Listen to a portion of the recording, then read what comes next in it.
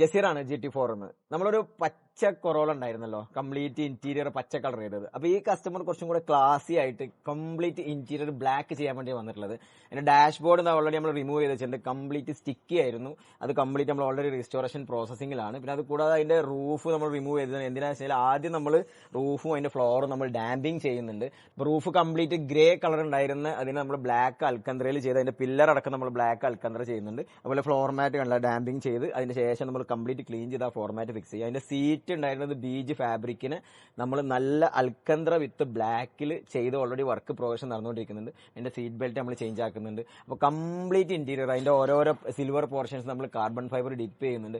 ഈ വണ്ടി ടോട്ടലി എക്സ്റ്റീരിയറിലാണെങ്കിൽ അതിന്റെ സ്പോയിലർ നമ്മൾ ഫിക്സ് ചെയ്യുന്നുണ്ട്, ഷാർക്കാൻഡിന് ഫിറ്റ് ചെയ്യുന്നുണ്ട്. അപ്പോൾ എല്ലാം കഴിഞ്ഞിട്ട് നിങ്ങൾക്കൊരു പെർഫെക്റ്റ് വീഡിയോ നമ്മൾ പിന്നീട് കാണിക്കാം. അപ്പോൾ ഈ വർക്കിന്റെ പ്രോഗ്രഷനാണ് നിങ്ങൾ കാണുന്നത്. അപ്പോൾ നിങ്ങളടുത്തും ഏത് കാറാണെങ്കിലും നിങ്ങൾക്ക് അതിന്റെ ഇന്റീരിയർ നിങ്ങൾക്ക് ഇഷ്ടപ്പെട്ട രീതിയിലൊക്കെ കസ്റ്റമൈസ് ചെയ്യാൻ താല്പര്യമുണ്ടോ, ഒന്നും നോക്കണ്ട, ഞങ്ങൾ താഴെ നമ്പറിൽ വിളിച്ചാൽ മതി. താങ്ക്